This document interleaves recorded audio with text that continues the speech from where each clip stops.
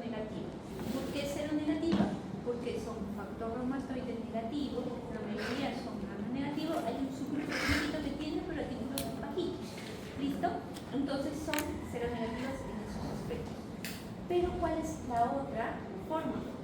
Que como les dije, es un grupo heterogéneo con ciertas características, en este caso que las puede diferenciar, pero sin embargo comparten en común qué cosas. Su historia, a ver, ya está. Su historia de agregación familiar.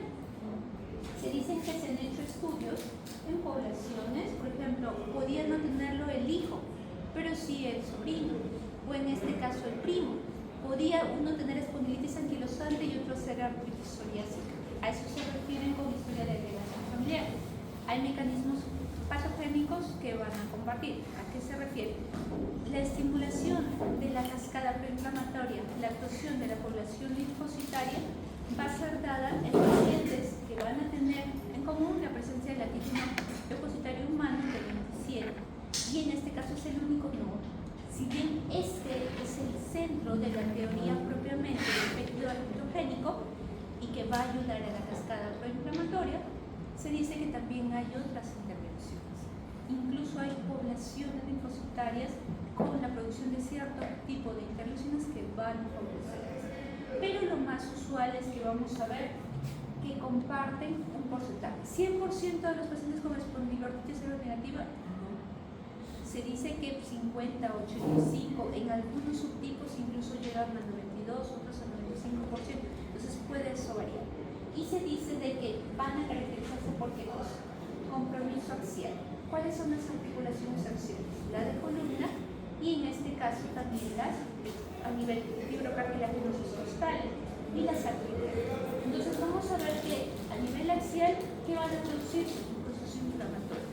Por eso uno de sus signos banderas es el dolor de tipo inflamatorio en región axial, sobre todo a nivel lumbar bajo. Y afectación de entesis. ¿Qué son las entesis? Las entesis son inserciones propiamente de ligamentos, de cápsulas ligamentarias, de tendones, pero estas al inflamarse, como se ve acá en esta foto de la fascitis plantar y en este caso del compromiso de la fascitis aquiliana a nivel de tendón Aquiles, es lo más usual. Y asimismo puede haber un compromiso a nivel de las articulaciones periféricas. Hemos visto en la primera unidad artritis reumatoide, lupus y otras más. ¿Pero a qué nos referimos? Acá, a diferencia que yo decía en la R, articulaciones simétricas, en este caso pequeñitas, acá cambia. Es asimétrica, le gusta la simetría, le gustan las extremidades inferiores y puede combinar articulaciones medianas y grandes. Entonces, vamos a ver que ellos más bien les gustan, van desde la mono hasta la oliva. Pueden hacer polisí, pero es una variante en ciertos subtipos y tiene un comportamiento un poquito más inflamatorio y más agresivo. Pero lo usual es oligoartritis asimétrica y sobre todo extremidades inferiores. Y vamos a ver que su caracterización en el cuadro clínico, uno es la sarcoiditis. ¿Cuáles son las sarcoiliacas? Son estas articulaciones y que van a empezar a reducir espacio y propiamente conforme terminen de reducir, solo va a quedar una línea esclerótica propiamente homogénea. ¿Ya visto? Entonces, buenas tardes, siéntense, por favor. Lo que sí cierro la puerta porque dicen que es viernes, ya.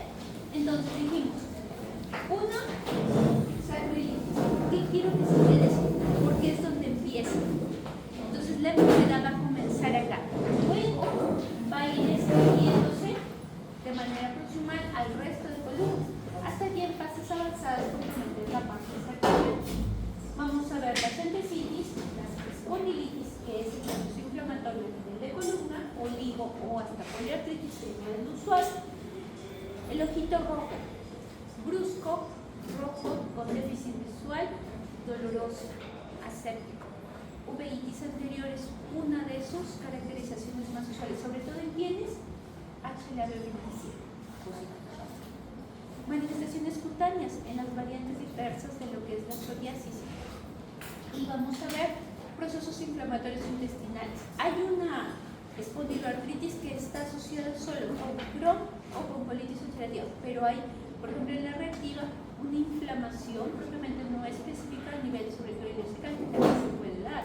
Entonces, no son las únicas colitis de Crohn, son las más reportadas y con las mayores implicantes sobre todo, pero no son las únicas. Y asimismo, se dice de que cada una de estas, ¿quiénes son las hijitas de la espondiloartritis seronegativa? La banderada, o por así decirlo, la mayor es espondilitis anquilosante. Ella es la bandera, esto se ha hecho la mayor parte de estudios. ¿Por qué? Porque es discapacitada. Es la que, como se da en poblaciones de adultos en edad media, son relativamente jóvenes, lo puede discapacitar, lo puede postrar, puede perder años de vida. Entonces, en ellos, por eso se ha hecho bastante enfoque en su diagnóstico temprano y sobre todo manejo oportuno. Pero ¿quiénes son las que le siguen en frecuencia? Artritis psoriásica. Sobre todo sus manifestaciones periféricas. Y como tiene variantes clínicas, 5 variantes clínicas, muchas veces pueden hacer sospechar en otras patologías, AR, dentro de ellas, como lo más usual.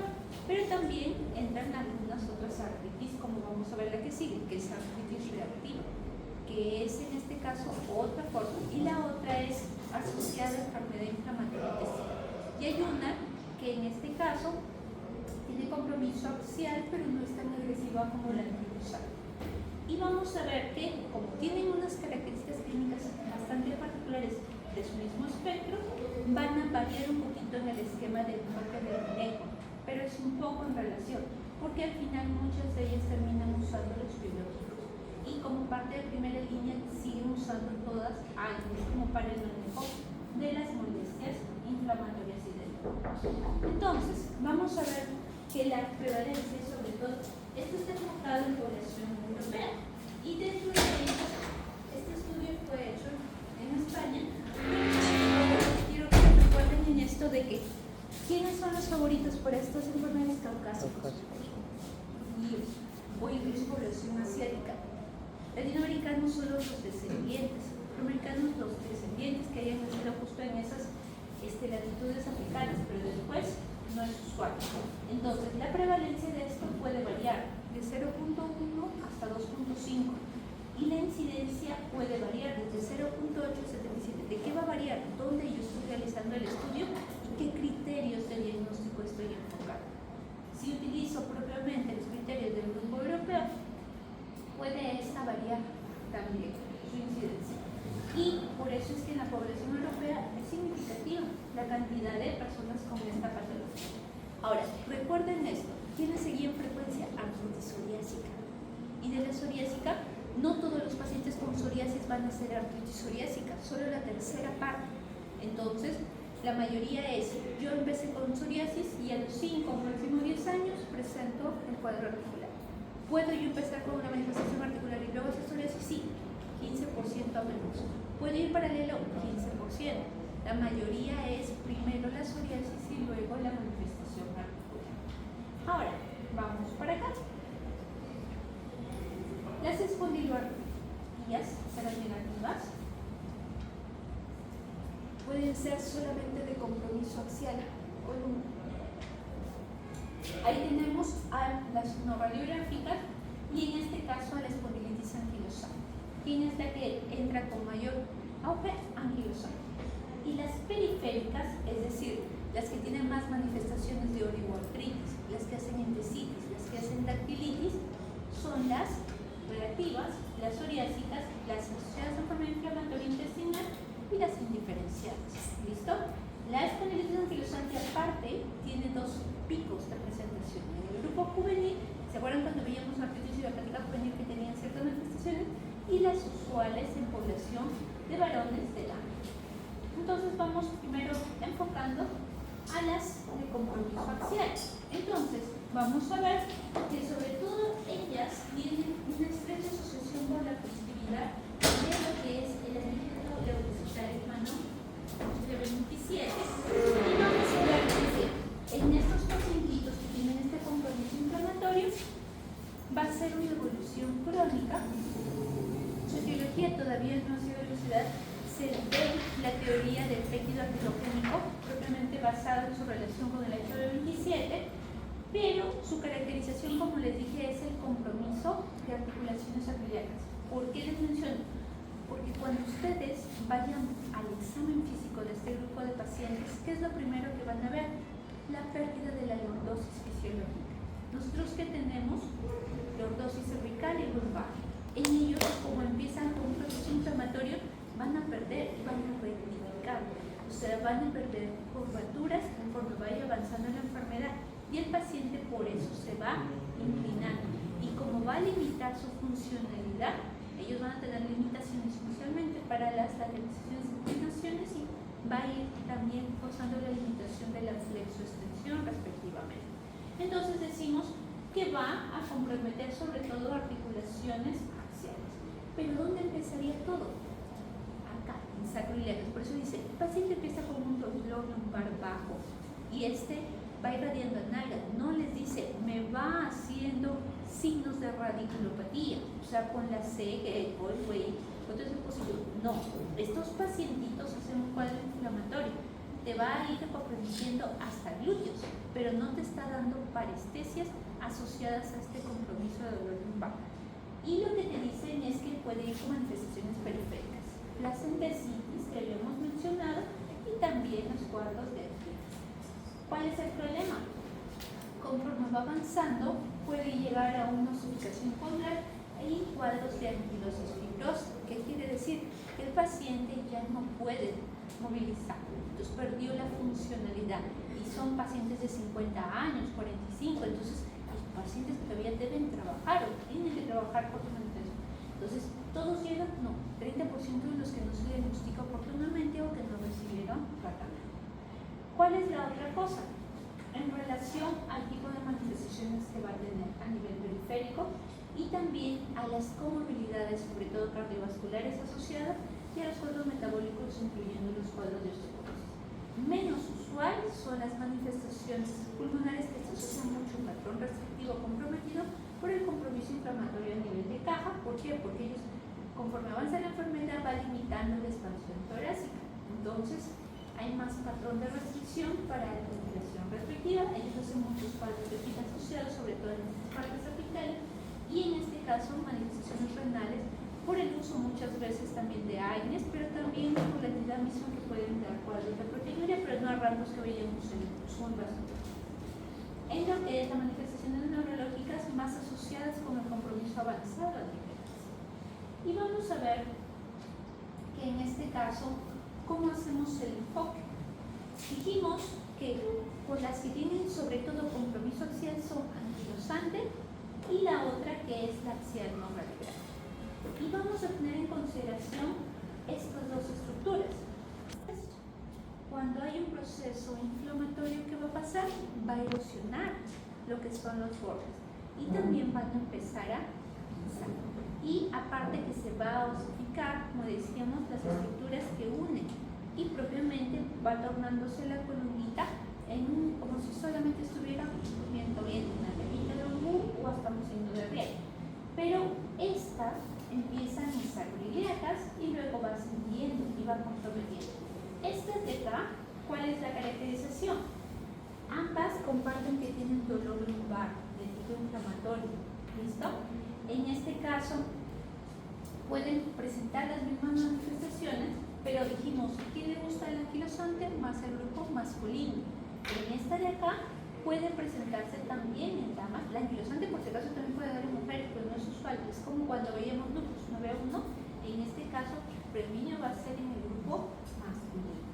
Y en este caso, vamos a ver que para esta entidad puede ser varones y mujeres casi similares, y en este caso puede ser también un grupo etario juvenil que es en estreptomías que puede estar siendo afectada. Pero muchas de ellas, conforme evoluciona la entidad, a veces llega a completar criterios más bien para anquilosar.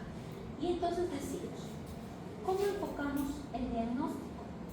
Decimos, desde décadas previas vinieron criterios de Nueva York. También se mencionaron los criterios de amor. Y entonces, ¿qué vamos a mencionar? Dolor lumbar de tipo inflamatorio. A nivel bajo, que irradia primero una nalga, luego a lo que se viraliza. Y propiamente es un dolor que es nocturno, que lo puede despertar, que puede mejorar con la incorporación y la movilización, pero que se puede acompañar de rigidez matutina. Y esa durar más de 1 hora en estos pacientes. Eso nos va a dar el famoso síndrome. En este caso, cuando nosotros llamamos a lo de acá, vamos a llamar a un síndrome de rigidez axial, porque va a dar un dolor inflamatorio. Pero como tiene este compromiso acá, también hablamos de un síndrome sacroiliaco. Entonces, Nueva York decía que tenga este síndrome inflamatorio lumbar bajo por encima de los 3 meses en pacientes sobre todo del género masculino, 40 años o más, y que tuviera limitación. Como yo les dije, esto se altera. Y sobre todo cuando el examen físico nosotros queremos evaluarlo, ¿qué evaluamos? La maniobra de Schober, con el fin de ver qué cosa, movilidad, de suspensión sobre todo lumbar, porque lo que tú vas a medir es cuando el paciente se incline. Tú lo vas a medir primero, vas a pensar en el transversal, vas a hacer propiamente el punto de partida, vas a marcarlo y luego vas a hacer que el paciente haga el movimiento y vas a medir si es una variante o no. Pero hay otras maniobras que son enfocadas para enfocar cosa, el compromiso de seguridad. Ahí entraba propiamente la prueba de Faber como parte. Las de Levin podían también realizarse, pero están un poquito más abajito. Pero las otras te permiten para ver apertura, cierre y si hay compromiso adecuado. Entonces, pero son maniobras de examen físico. Como dijimos, puede empezar en sacroiliacas y te va a ayudar ahí esas pruebas más bien para evaluar movilidad de columna. Las de apertura y cierre, esas maniobras te ayudan para sacroiliacas, pero para ver movilidad de columna, prueba de Schober. ¿Cuál es la otra? En este caso, expansión torácica, que era el otro criterio, que en este caso se había delimitado para él. ¿Cuál es la otra? Que el paciente, en este caso, tú le digas, a ver, trate de con los dedos de las manos, trate de tocar el piso. Y en este caso, ya no le permita la movilidad hacerlo de forma óptima. Y entonces va a variar lo que es la distancia. Porque es diferente que le digo, a ver, recoge esto, y uno se inclina, a que tú le digas recoge esto y ya les justas hacer eso. Entonces, la distancia va a verse comprometida, sí, porque no lo va a poder realizar en óptimas condiciones. Pero, ¿qué les dije? Se va perdiendo la lordosis fisiológica. Y hay otro test que involucra la medición occipucio-pared, con el fin de ver si es que esta incrementa en lo que es la distancia que normalmente debería ser 0 o menos, ¿sí? Y si es que esta se ve incrementada, pues te está diciendo, está viendo una variante en lo que es la fisonomía usual de las curvaturas. Y en este caso es porque ellos van rectificando y como todo se forma como una línea que está jalando, pues ellos cogen cierta postura. Y por eso los pacientes van perdiendo talla y también parte de espacio. Entonces, regresando al tuyo, nos pedían compromiso inflamatorio lumbar, que te involucraría sacroiliaca, compromiso a nivel axial para la movilidad y que tenga presencia de sacroilitis. ¿Por qué de sacroilitis? Porque es donde inicia. El síndrome vertebral se va dando en el transcurso de la enfermedad, pero el de sacroiliacas es donde tiende a iniciar esa enfermedad. Entonces, por eso piden imágenes de sacroilitis, buscando sacroilitis, que ¿cómo sería la imagen de la articulación sacroiliaca? Próximamente en X, hasta solamente quedar una línea esclerótica en el grado 4. Pero ¿desde cuándo se cuenta a favor? Grado 2. Y sobre todo las entonces, en este caso, vemos esto, sacroilitis. Cuando se hicieron en Nueva York, era radiografía, el examen. Pero luego, con el avenimiento del estudio tomográfico y luego la de resonancia, ¿cuál es el gol estándar para sacroilitis temprana? Resonancia. ¿Listo? Si tú quieres equiparar radiografía más tomografía, para tratar de equiparar su sensibilidad y especificidad de la resonancia en la búsqueda de sacroilitis temprana. ¿Listo? Sacroilitis, ¿por qué se reduce? Porque hay inflamación y tiende a erosionar. Es ese tipo de inflamación. En cambio, a nivel de columna, a nivel de vértebras, cuando se forman erosiones es en los bordes, dándonos la lesión de romanos y los intermofitos, que es lo que veíamos en la imagen inicial, en las cuales propiamente parece que las vértebras se pegaran, todas se van juntas, se forman como una sola unidad. Entonces, ¿qué pasó? ¿Y cómo captamos a los pacientes que capaz todavía no podemos completar esos criterios que me estás pidiendo? Dijeron, en los pacientes que tenían posibilidad para estos criterios de Nueva York, hicieron una cohorte y les aplicaron estos criterios, que son los criterios ACES, que te daban la oportunidad no solo captar a los anquilosantes, sino también al resto de pacientes con espondiloartritis seronegativa. Pero te piden que tienes dos puertas de ingreso. Una de ellas es que el paciente que cubra los criterios obligados, que son que empiece un paciente relativamente joven, edad media, menos de 45, con dolor lumbar por encima de los 3 meses, enfocándote en su cronicidad. Y que haya una imagen de sacroiliitis, resonancia, tomografía, radiografía, más una de las siguientes de acá, que pueden ser los síntomas no solo axiales, sino también periféricos, articulares y extraarticulares.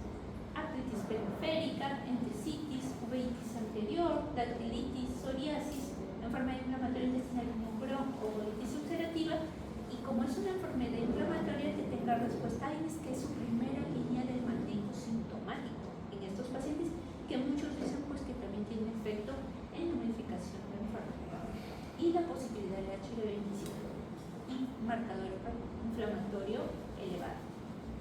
Uno de ellos, más sacroiliitis en pacientes varones, sobre todo menores de 45. Ellos dicen, no, pues incluso también que sean de género femenino, pero que en este caso sean relativamente jóvenes.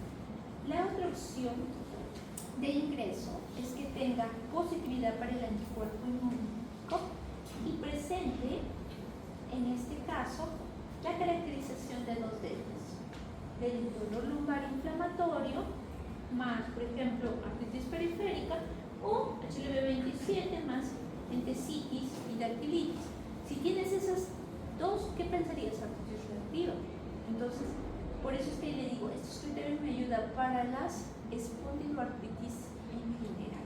Si estoy enfocando más opciones, puedo usar todavía en Nueva York o incluso también me puedo ayudar de los criterios. ¿Cuál es la ventaja de los otros criterios? Que te ponen, aparte de respuesta a tratamiento, te ponen marcadores inflamatorios, te ponen también parte de las manifestaciones imagenológicas. Eso es lo que también enfoca. Y vamos acá. Si yo pienso en un paciente que tiene esta enfermedad, le pido resonancia de sacroiliacas y le pido la radiografía del resto de la columna o tomografía.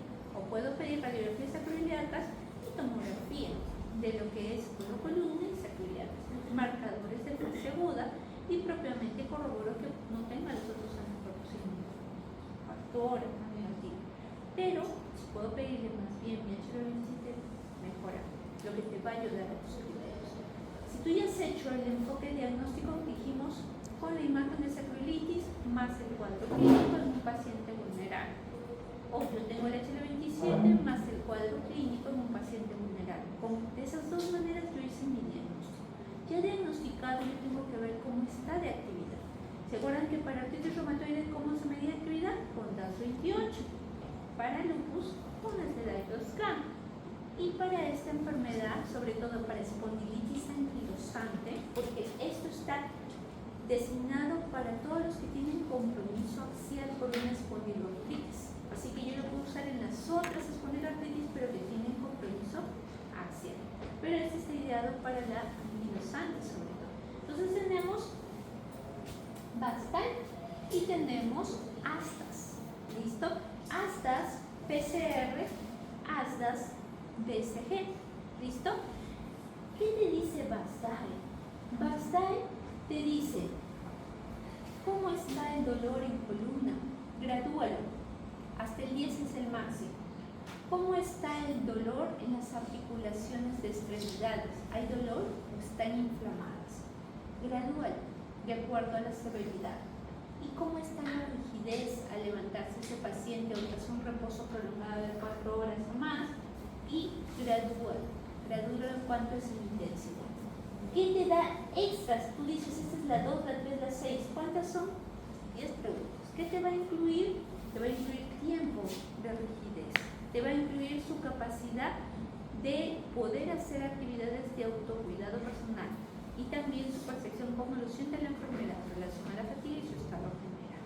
Entonces, hay otro cuadro, hay otra escala que se llama PASFI, pero creo que vamos a hacer acá como para que se les quede mejor. Vamos a poner acá.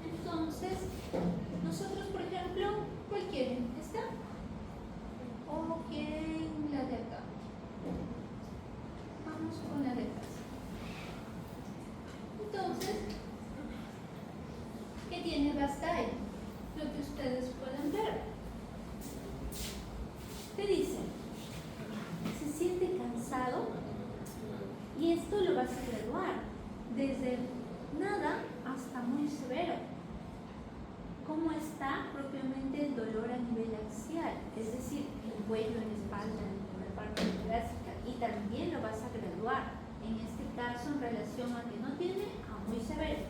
Muy severo, ¿cuánto va a ser siempre? 10. ¿Listo? Si no hay nada, 0 activo.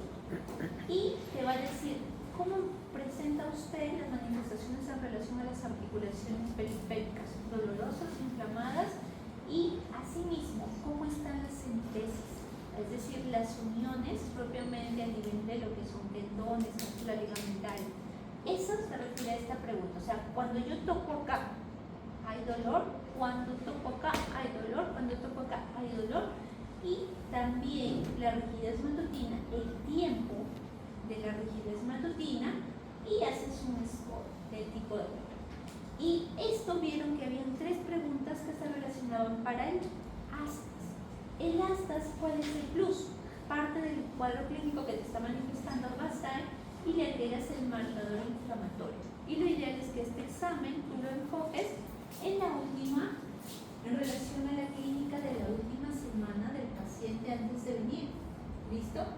Y vamos con lo de acá. Entonces tienes asta y tienes propiamente la valoración de Pascal. Y yo les decía, ¿cuáles cojan? Porque hay varias variantes para hacer en este caso esta sintomatología. Traemos por ejemplo este de acá, porque tenía un poquito más de enfoque. Entonces le ponemos sí a todos, y te ayuda también para enfocar esto, pero de manera más cuantificada. Te pone más didácticamente cómo tú vas a hacerlo. Y vas haciendo pregunta por pregunta. Y te dices, ¿hasta dónde lo califico? ¿Y por qué quiero que hagamos ese ejercicio? Porque les va a ir a ayudar. Entonces, vamos marcando hacia la siguiente pregunta.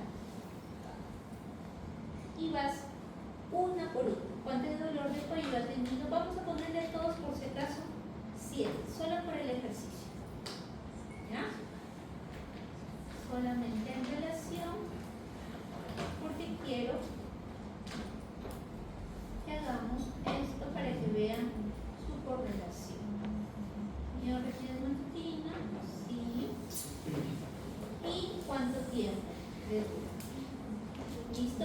Acá gradúa el puntaje de acuerdo al tiempo. Por encima de la hora le da un puntaje de 5 a más. Entonces, te dice, en este caso, según la división propiamente con esto, haciendo mi cálculo, tú vas a ir 6.9. Entonces, ¿qué me dice? Que está con actividad. ¿Y por qué? ¿Se acuerdan que les dije? Esta pasta y tiene ciertos resultados que me van a orientar. ¿Cuánto le salió? 6.9. ¿Estaba en día? Sí, con bastante actividad. Con baja actividad, siempre menos de 1. ¿Qué es su respuesta? Menos de 1,3, menos de 1 la hora. ¿Listo? Entonces, en relación a esto, dijimos, tenemos bastante y tenemos astas. ¿Cuál es lo peor? Que mi asta sea por encima del 3.5, alta y severa actividad. ¿Listo? Igual, lo más bajito es que mi paciente esté en actividad. Y yo, por ejemplo, a este paciente, con este bastante, yo le calculo cuánto tiene de astas. ¿Listo? Entonces yo tenía acá esta calculadora y decíamos, tengo esto, y por eso te dicen, ¿qué más quieres que yo haga? Dependiendo. Si quieres otra escala, vámonos con, ver, mira, tienes todas las de acá, hasta las de acá, pero esta no quiero, vamos a regresarnos acá. Entonces, vamos a calcular, pero quiero poner astas ahora. La primera que habíamos utilizado. Entonces, esta voy a poner con la que también es bastante didáctica para ustedes. Entonces, mira, teníamos esto y vamos a ponerle a este, como habíamos dicho, todos 7. Regresando al de acá, vamos acá para ahí. Vamos a ponerle acá para que hagamos el ejercicio solamente para que les vean las pautas. Entonces, miren, ustedes llenan preguntas, como estas tienen relación en el cuadro clínico. Recuerden que vienen 3 preguntas que se relacionaban y le pones un valor. Por ejemplo, si tu paciente te salió un TSR normal, le pones lo mínimo es 2. Vamos a usar con 4 y vamos a usar también cómo le está limitando la actividad. Entonces, acá por ejemplo, como le hemos dado diferente al otro, le sale igual 5.1. Pero mire cuánto le calculo de astas. 2.64. ¿Está activo? Sí. ¿Tiene actividad? ¿Listo? Entonces, ¿qué es lo que te quiere decir este examen? Estas escalas te sirven para ver si está con la enfermedad activa o no. Y si, por ejemplo, ¿cuánto me salió en la otra que tenía? 3.9. Y en astas me salió ¿cuánto? 2.60. Y para el control siguiente te viene con 2.3. ¿La diferencia pasó el 1? No, porque de 2.6 a 2.3, ¿cuánto es la diferencia? 0. Entonces, ¿varía más de 1? No. Si es que si por ejemplo que te hubiera venido con 4 y ahorita viene con 2.3, ¿pasó el 1? Sí. Entonces, ¿hubo una mejoría? Sí. ¿Pasó el 2? Una mejoría menor. Esto te ayuda, ¿se acuerdan como en el 28 cuando decíamos, podía tener 5 y al control viene con 3? ¿Mejoró? Sí, porque pasó el 1.2. ¿Listo? Entonces, nosotros, ¿por qué calculamos estas escalas? Para ver si se mantiene el tiro y para enfocar mis esquemas de manejo. Estos esquemas no es que uno tiene que pasar al otro, se pueden hacer integrados, enfocando todas las líneas. Sobre todo esta línea es para el manejo axial, para el manejo periférico, para el manejo sintomático. Pero como ven, el sintomático puede ir a la par que los manejos biológicos y los manejos de inmunosupresores sintéticos, sin dejar de lado la parte educativa y de fisioterapia con muchos pacientes. ¿Pero por qué hacemos esto? Porque hacer EULAR y también las otras guías mencionan en el esquema de manejo con grado de recomendación y evidencia y la recomendación y con una evidencia buena que debemos usar AINES como parte del manejo sintomático y de preferencia medicamentos anti-TNF para el compromiso axial y como segunda línea interleucina y si hay manifestaciones periféricas los síntomas. Ahora nos vamos a regresar a esta parte. Entonces decimos, cuando te llega el paciente tú tienes que ver qué le está predominando, el dolor y la limitación funcional lumbar o le está primando la inflamación de las articulaciones de la rodilla y el tobillo, la dactilitis y la entesis. Si te dicen que primero te está primando más esto, ¿quién está que gana? La manifestación periférica. ¿Listo? Entonces, pero si tiene ambas, tú dices, pues tiene ambas clínicas. Entonces, ¿con qué manejo ambas clínicas? Con tus antiinflamatorios. Tú tienes que escoger cuál sea para él menos vasolesivo, con buena potencia antiinflamatoria. Porque no lo vas a usar un día, ni 2 días, ni una semana. Por lo menos lo usas 3 a 4 semanas, a más, dependiendo cómo vaya yendo tu pacientito. Por eso es que vas a valorar el cubrirlo con un casco protector. Y vas a tener que, en este caso, también trabajar en la parte de fisioterapia y rehabilitación. Pero no vas a poder hacerlo sin manejo acompañante farmacológico. Pero ahora nos vamos. Si primó las manifestaciones periféricas que vimos en la unidad pasada, ¿qué medicamentos Farm, DIRMARS o inmunosupresores sintéticos podíamos usar?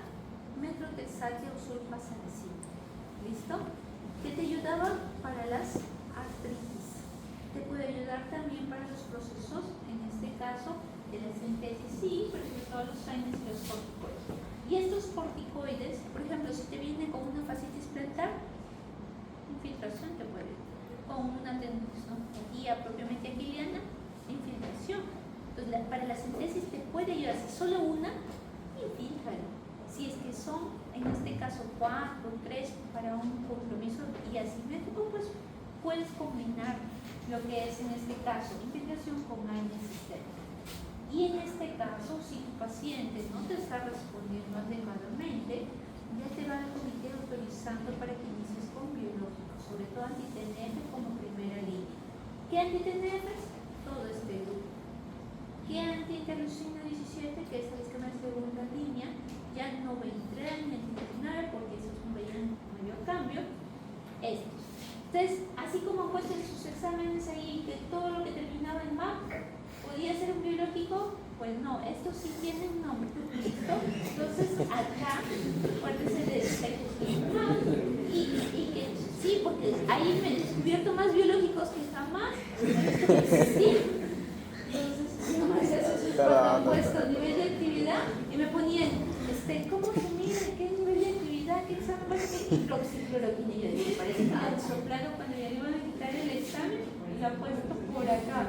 Entonces, jovencitos, anti-TNF ya lo han visto, vale, ¿cierto?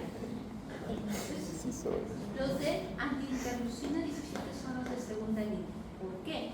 Porque como vimos en las recomendaciones dijeron, usa primero un anti-TNF, no te responde, no te estés gastando en probar con todos los anti-TNFs, ¿listo?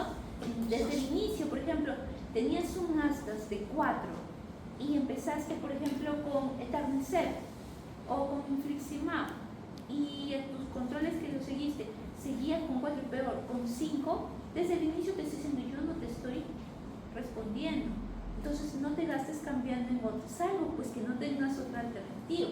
Pero si tienes la opción de anti-interleucina 17, te vas por ellos.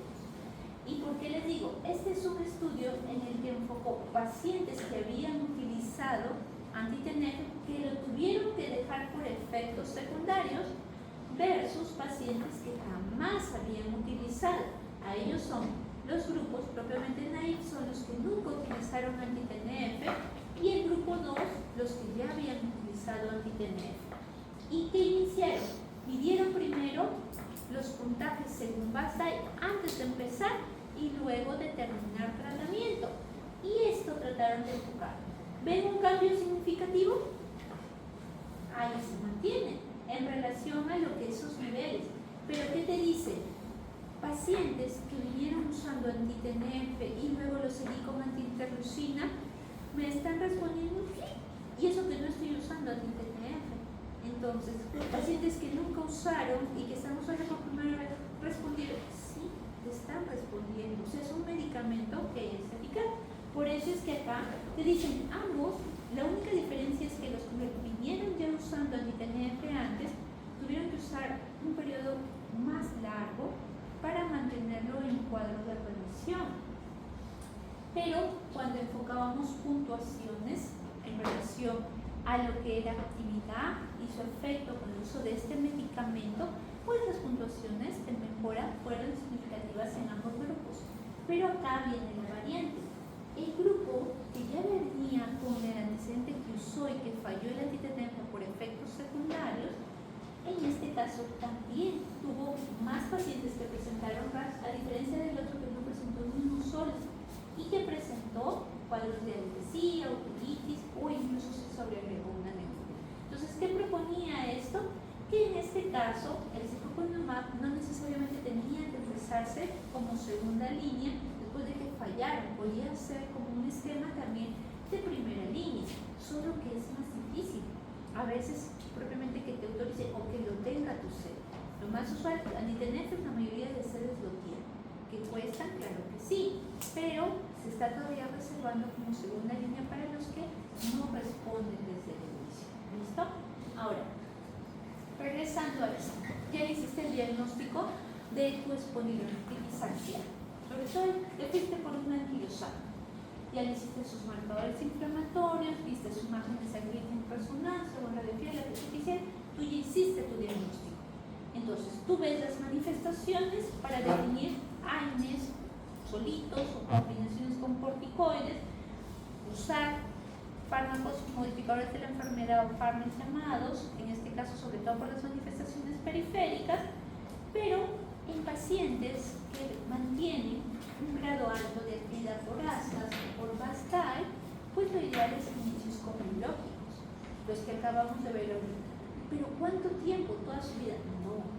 Tu objetivo es que lo lleves a una revisión, que pase los 6 meses, que si es posible, complete el año y un poquito más, para recién considerar ir bajando propiamente la dosis o alargando la frecuencia de administración, con el fin de que si tú ves que lo mantienes, en este caso sin actividad o con una actividad muy bajita, por más que tú le vas a dar, no es que no le vas a dar nada, o sea, le vas a mantener igual con su carne, con su año, igual le puedes mantener, pero vas a ir bajando dosis y frecuencia, con el fin de retirar el biológico y que solo se quede con los otros medicamentos, y luego si se mantiene en revisión, y quitarle incluso el sintético y quedarlo solamente con la línea de rescate. ¿Listo? Entonces, eso es lo importante para eso. Ahora, les dije en frecuencia quién seguía, artritis psoriásica, ¿no es cierto? Entonces, artritis psoriásica, vamos a ver que la mayoría de pacientes debuta con la manifestación cutánea, ¿listo? Pero tiene también una predisposición genética y se ha hecho también estudios con poco, en este caso como factores desencadenantes, procesos infecciosos, incluyendo virales, VIH, pero también antecedentes de estrés físicos, sobre todo, por ejemplo, cuadros traumáticos o incluso cuadros metabólicos. Y aparte, que se ha mencionado que esta entidad, como tiene manifestaciones mucocutáneas, vamos a ver que muchas de ellas van a desarrollar sobre todo en las que tienen manifestaciones clínicas, ¿en dónde? A nivel unguial, a nivel del cuero cabelludo, a nivel interglúteo o incluso en región perineal, tienen más chance de que en el transcurso de su evolución de su enfermedad te puedan desarrollar manifestaciones articulares. Y aparte también se ha visto de que esta enfermedad aumenta, en este caso, los factores de riesgo para enfermedades cardiovasculares como hipertensión y dislipidemia, porque esta patología, como muchos autoinmunes, tiene un perfil heterogéneo. ¿Listo? Ahora, vamos a ver acá. ¿Qué son estos de acá? Los criterios de Caspar. Estos criterios te dicen, yo necesito que me des 3 puntos para enfocar a tu paciente. Pero ¿quién es el que tiene más puntos? Esto, por si acaso, le falta el 0. Entonces, ¿quién es el que tiene más puntos? La psoriasis. O la tiene ahorita, o la tuvo diagnosticada, o en la familia hay. Sobre todo en este caso, si es que en el momento tú la estás captando la tiene, pues entonces te vas por ese camino en sospecha y vas buscando si hay signos de distrofia unguial, si hay signos de dactilitis, y en este caso también vas buscando la negatividad para lo que es factor reumatoide. También decían, pero hay un subgrupo de la forma poliarticular y en el de un tipo, sobre todo en el grupo femenino, que puede tener anteproductos bien bajitos. Y en este caso, a nivel radiográfico, una imagen característica de formación óseo articular, y en este caso en las plaquitas de manos y pies, sobre todo le buscan a nivel de las interfalangales. ¿Listo? Entonces, vamos a ver que la artritis psoriásica tiene variantes clínicas. ¿Quién es la que está predominando? Hay una forma que es la poliarticular simétrica, que parece una artritis reumatoide, y como justo también lo manejas a esta enfermedad con metrotexate por su manifestación periférica, va a ir. ¿Listo?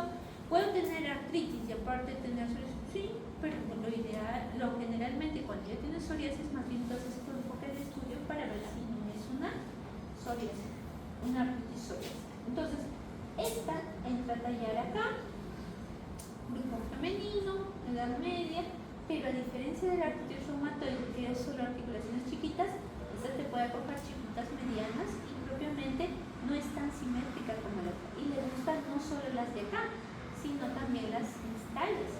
Por eso es que también hay una variante que solo enfoca las distales en manos y pies. Y aparte, hay una forma oligoarticular que es asimétrica. ¿Listo? Y esta más le gusta a los grupos masculinos. Hay una axial, pero no es discapacitante como el anquilosante. Y cuando ves la imagen radiológica, puedes tener sintomofitos, pero asimétricos, y propiamente tiene la lumbar inflamatoria, pero que no la lleva a mayor discapacidad. La más peligrosa es la arteriovenous, porque esta se va reduciendo tamaño de falla. Incluso tiene imágenes características que te pueden hacer pensar en este plan. Entonces, vamos acá. Dijimos, ¿puede afectar solo adultos jóvenes o en edad media? No. También, como les dije, tú le diagnosticaste psoriasis y en el transcurso de 5 o 10 años te hace la psoriasis. Entonces hay formas que pueden dar en adultos mayores. Pero ¿cuál es la variabilidad? Que cuando se da en este grupo es más agresiva. ¿Listo? Más le gusta a las mujeres en este aspecto, y el mismo, cuando generalmente tiene la afectación cutánea, muchos a la par van con la manifestación articular, y esta te eleva marcadores de fase aguda mucho más que lo que es en la versión más joven que se puede.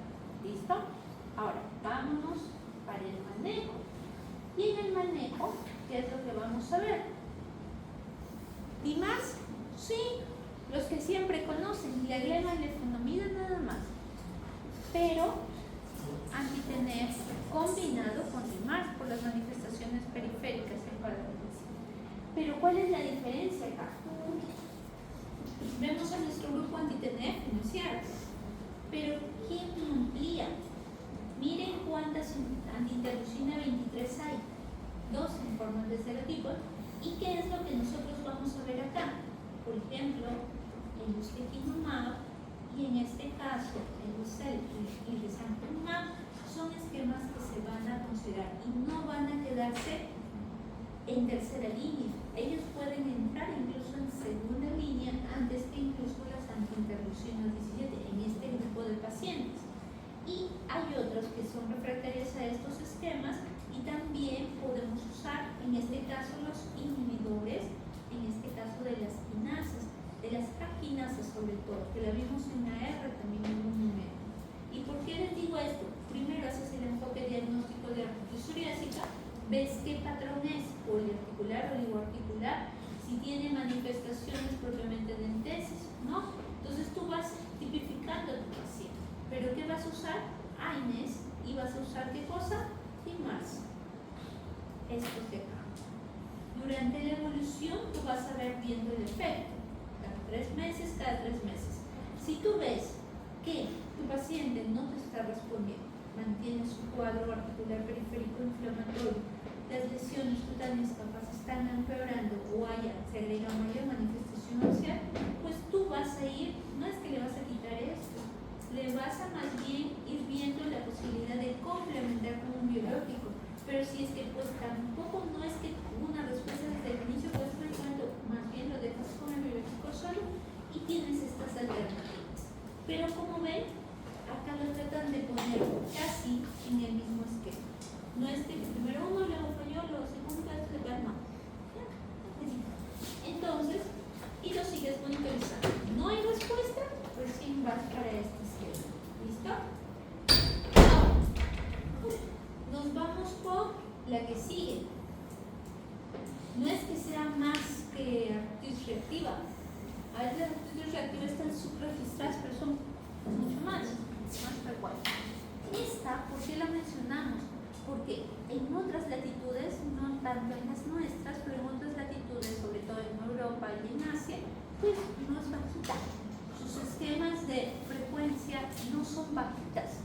¿Por qué? Porque ellas tienen más rango de presentación de colitis ulcerativa y de Crohn, que es lo que ven en la imagen. Pero, ¿por qué hacen esto? Porque ellos hacen, pacientes vienen con cuadros desde muy chiquitos, incluso fisuras anales, cuadros de dolores abdominales con rectorragia, anemias, cuadros consuntivos, entonces buscan cáncer y más bien encuentran estas patologías inflamatorias intestinales. En colitis ulcerativa, su caracterización continua y superficial, pudiendo ir sobre todo a nivel de recto y sigma, y estas van haciendo una extensión en sentido proximal. Mientras que el Crohn más bien es una afectación, como dicen, parchada y transmural. Y en este caso afecta todo el intestino, que va desde la boca hasta el ano, y generalmente, ¿cuál es su favorito? Ilioterminal. ¿Puede comer colon? Sí. Por eso es que muchos de ellos, manifestaciones iniciales son fisuras anales, que es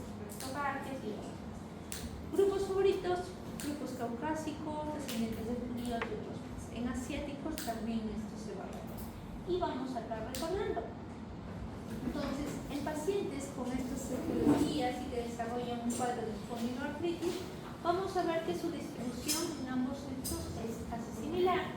Grupos etarios favoritos también adultos en edad media, relativamente jóvenes, sí. Ahí en esto, por ejemplo, los de Crohn van a ver incluso grupos más jovencitos aún, hay niños que muchos reportan. Y lo que vamos a ver es que estos pacientitos van a presentar dolor abdominal, diarrea, muchas veces sanidad. ¿Buscan infecciones? Sí, nada. Entonces, más bien se asocia por estas patologías y por eso terminan en estudios endoscópicos con estudios histopatológicos. Y lo que vamos a ver es de que pueden haber manifestaciones extraintestinales, musculoesqueléticas hasta un 30%. ¿Y qué pasa?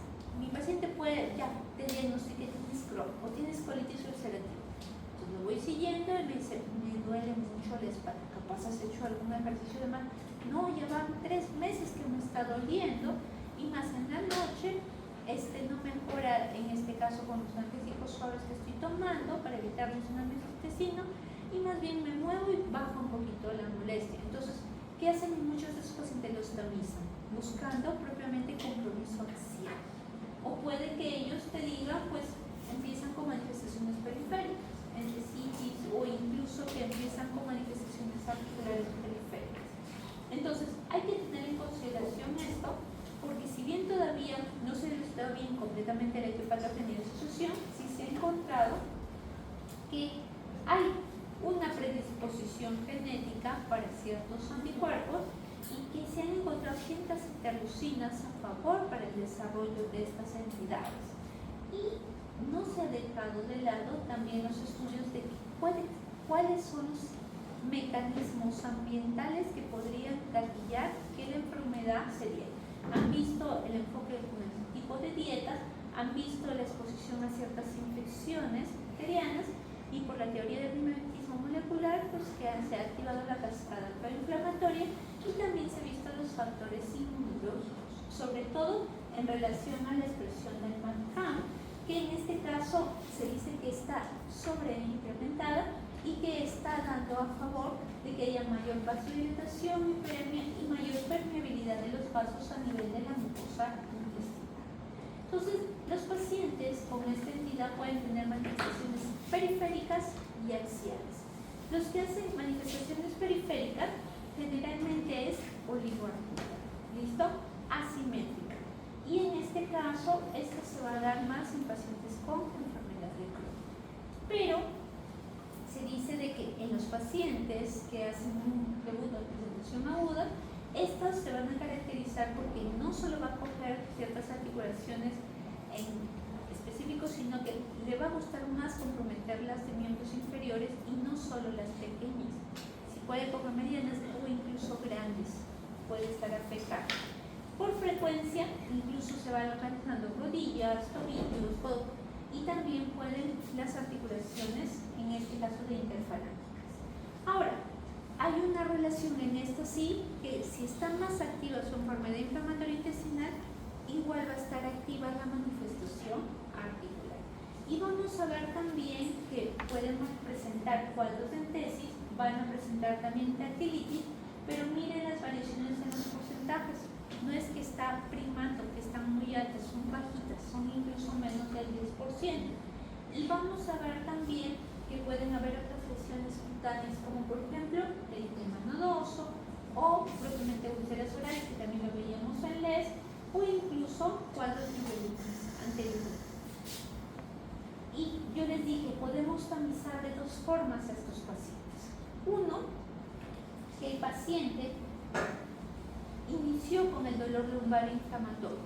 Tú le hiciste su estudio imagenológico de sacroiliacas. ¿Cuáles son las sacroiliacas? Estos caminitos.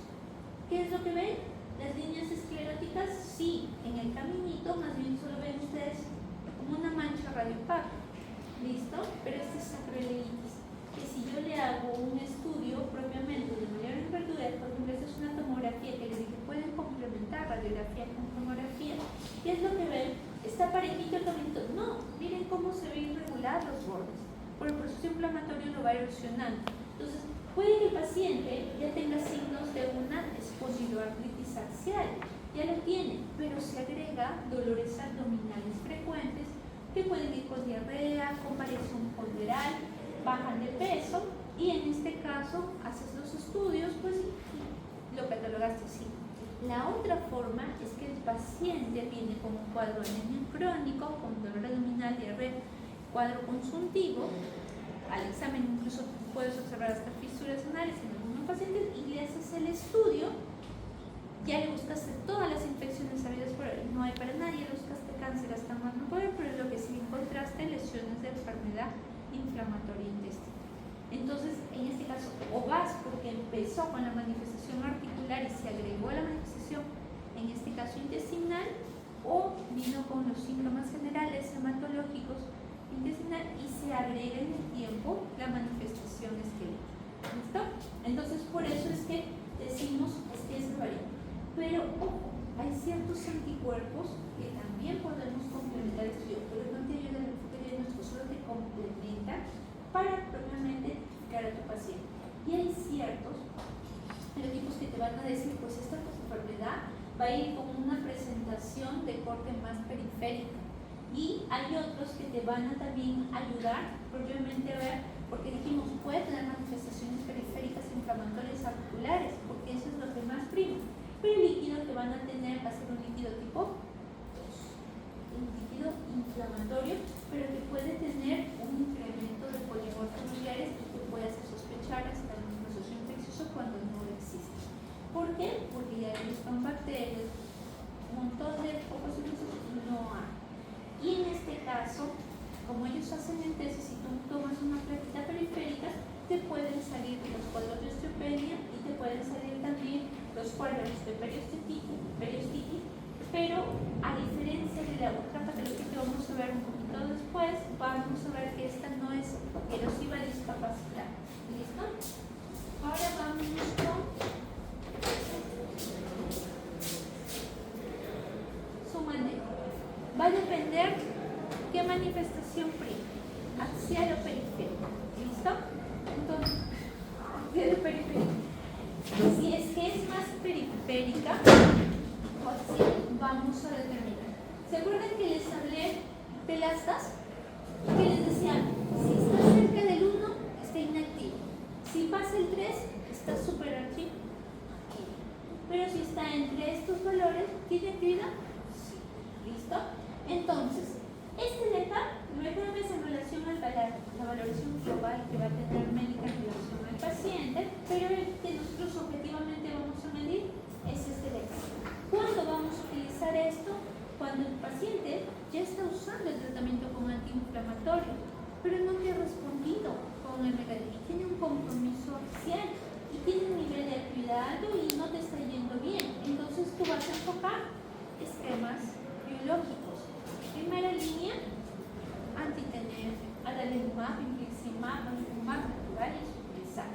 Pero tienes también en esta enfermedad a este amiguito. ¿Se acuerdan de acá? Lo vimos hace un ratito en artritis psoriásica. Entonces, ¿se acuerdan cuando yo les mencionaba? Entonces, ahí entra la llave. ¿Por qué les digo? Porque este amiguito está como esquema también para artritis inflamatoria asociada a enfermedad inflamatoria intestinal, ¿listo? Y también en artritis psoriásica. Recuerden que anquilosante, anti-TNF, anti-interleucina 17. Psoriásica, enfermedad inflamatoria, anti-TNF, anti-interleucina 23 que puedes utilizar, ¿listo? Y casos muy refractarios tenemos los inhibidores en este caso actinasa como parte del manejo en este caso. Y vámonos ahora a la artritis reactiva. Este de acá no es que sea menos frecuente, es subdiagnosticada, subregistrada. Esa es la verdad. ¿Y por qué? Se dice de que hay un proceso inflamatorio séptico, es decir, un líquido tipo inflamatorio tipo 2 a nivel de la articulación comprometida. Hay un proceso inflamatorio en distancia, ¿listo? Que puedes localizarse a nivel intestinal o a nivel de genitourinaria. Pero también pueden haber otros procesos infecciosos en otras áreas, ¿listo? Pero lo más usual es estos dos. Y vamos a ver que la artritis reactiva se va a dar más en pacientes que tienen la predisposición genética con la posibilidad para ese antígeno leucocitario humano, P27, que puede estar presente hasta 50-85% de los casos. Y del intestinal, las que tienen bastante estudios de asociación, sobre todo por la parte de fisiopatogenia y los mecanismos de acción, son Salmonella, Shigella, Yersinia y Helicobacter. Mientras que en la parte de cuadros infecciosos genitourinarios vamos a tener a clamidia. Incluso clamidia se dice que es 35 a 69% de los casos. En este grupo, cuando se asocia más que todo a nivel de exposición social, las llaman también ARAS, como parte de las manifestaciones. Y vamos a ver que la artritis reactiva puede aparecer en 0.8 hasta 4% de los casos de uretritis o incluso cervicitis no gonocócica, y del 1 al 15%, sobre todo en los cuadros de brotes epidémicos de infecciones intestinales por salmonelas, incluso con otras enterobacterias asociadas. Entonces nos vamos. Artritis reactiva, ¿a quiénes les gusta? Grupos jóvenes. E incluso cuando está asociada con la variante intestinal, más jóvenes aún. Pero lo usual es 20 a 40 años, tipo de población. Ahora, como les dije, las asociadas con enfermedades genitourinarias de transmisión sexual, y generalmente se da más en el grupo masculino. Se dice de que aumenta 50 veces más la susceptibilidad a desarrollar este tipo de artritis reactiva en los portadores de HPV 27. ¿Y qué es lo que se dice? Que hay un intervalo entre el proceso de la infección y la manifestación articular, que es variable. En relación a, por ejemplo, a la posexposición a un contacto sexual, 7-21 días con un promedio de 14 días. Y en relación a la manifestación tipo diarrea, pero de origen intestinal, se dice de que puede ser paralela a la manifestación articular o incluso la manifestación de compromiso intestinal puede preceder hasta 3 semanas o hasta un mes.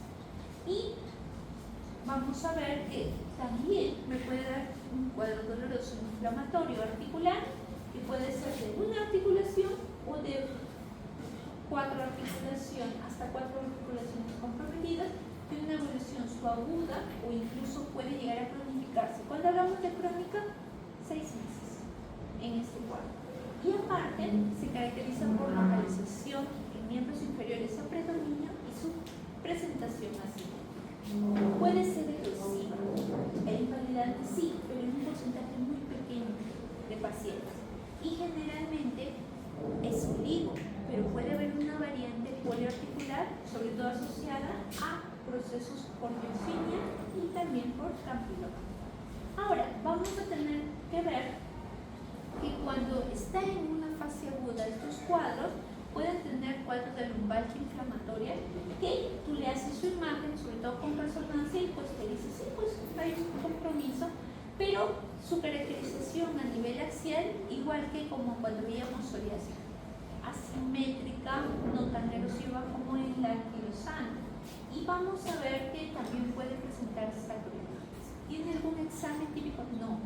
Antes se usaban bastante los criterios de Berlín, que involucraba el proceso de la infección intestinal y genitourinaria, la exposición previa o la posibilidad cuando la estás tratando, y propiamente las manifestaciones periféricas.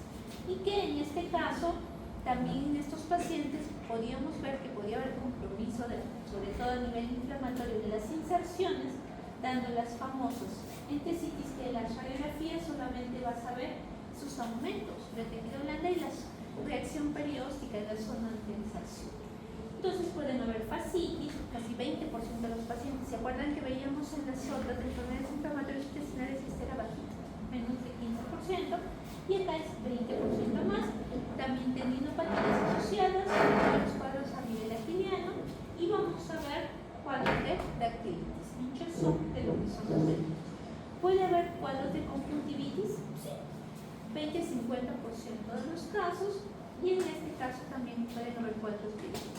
Vamos a ver que en este caso estas van a ser conjuntivitis de tipo acético. Pueden haber otras manifestaciones, sí, lesiones tipo psoriasis, pueden haber incluso cambios a nivel de lo que son uñas, pero no deben de olvidarle la queratodermia amenorrágica que se va a dar en plantas de lo que son pinitos. Pueden haber cuadros de valentitis ursinada, pueden haber estomatitis y pueden haber en este caso úlceras orales. Duelen sí, pero no son tan intensos el dolor. Eritema nodoso lo volvemos a mencionar porque es otra manifestación que podemos ver en el control negativo, y también lesiones de líquidos reticulares. Vamos a ver que puede haber manifestaciones cardíacas, sí. En todas las espondiloartritis negativas que son HLV27 siempre hay que examinar por expulsión. ¿Por qué? Porque mucho se asocia con compromiso de la aorta. Pueden haber cuadros de insuficiencia aórtica, pueden también haber reportes de miocarditis, de pericarditis o de bloqueo auriculoventricular del tercer, pero no es lo usual. ¿Listo? Ahora, ¿puede haber compromiso renal? Sí, proteinuria, maturia, incluso puede haber piuria, pero son ascéticas. Y generalmente pues estudian mucho sintomatología. ¿Qué es lo que quiero que vean acá? Si yo quiero ver este CITIS, ¿cuál es el examen bandera de radiografía? No, porque solo me va a dar ciertos hallazgos. ¿Cuál va a ser? Ecografía. Pero si ustedes quieren ver parte de columna, pueden ir desde radiografía, pero lo ideal es que hagas resonancia o juntes radiografía con sonografía. Pero ¿qué vemos en las arterias reactivas? Miren el sindesmofito. Miren, ¿está en todos los niveles? No, tenemos acá y tenemos acá. Entonces, a diferencia del quilosante que va siguiendo, todo en esto no se saltea. ¿Listo? Entonces, no es usual tampoco el compromiso axial, pero es uno de los hallazgos que te van a dar. Tratamiento de primera línea. Sobre todo ellos van con un cuadro agudo, entonces no te van a pasar los 6 meses. Puede que en los primeros meses remitan los síntomas. ¿Qué te van a decir primero? Como está inflamado el oído, ¿que se vaya a correr? No, reposo. Primero, reposo, disminución de la actividad física. Y así también, uso de antiinflamatorios de buena potencia, que no haya problema. Puede infiltrarse porque era un líquido tipo 2, pero si es una mono, puedes apoyarte en infiltración, si no te estás respondiendo solo con los, en este caso, AINES. Pero hay que tener, en este caso, bastante consideración para dónde yo lo aplico. La monoartritis y la endosopatía se va a ver deficiencia de infiltraciones, ellas dos. Pero en este caso, la mayoría puede que te respondan con AINES y ahí quede. Y hay otros que van a hacer AINES más primero reposo y luego fisioterapia de apoyo. Pero ¿qué pasa si siguen pasando las semanas y meses y sigue con los AINES, la terapia es muy suficiente? Pues yo voy a tener que ver pasar de mi AINE a capaz corticoide sistémico por un periodo corto, sobre todo cuando pasa de una oligoartritis a una poli, cuando se volvió un oligo mayor discapacitante, no te respondió por más que usaste AINES o infiltraciones, entonces ahí puede justificar el uso de corticoides en dosis mayores vía sistémicas, vía oral, y usar los modificadores de la enfermedad. Aquí vuelve a entrar sulfasalacina y metrotexate. Sulfasalacina por lo menos llegar a los 2 gramos, metrotexate recuerden su dosis máxima cuánto era 25 y las mínimas, sobre todo en pacientes que persisten las molestias periféricas. ¿Listo? Y además hay que tener en consideración de que si más bien va a primar el compromiso axial, pues vamos a usar los biológicos. Y finalmente, hay un espondiloartritis de inicio tardío, más edad en grupos son más mayorcitos, que pueden confundirse con cuadros de oligoartritis, más en miembros inferiores, puede presentar edema, pero de manera simétrica, tienen HLV27 positivo, responden con AINES, tienen marcadores de fase aguda elevada y hay un síndrome que propiamente entra como su diferencial, pero que a diferencia del primero tiene más compromiso poliarticular, miembros superiores, no te eleva, en este caso, no te da, síntomas generales, pero acá cambia en el compromiso de este complejo y la diferencia en las fases de respuesta. Esta te responde más con corticoides. ¿Listo? Entonces, jovencitos, esa era la clase del día de hoy. Para los que ya estaban casi en su sueño, entonces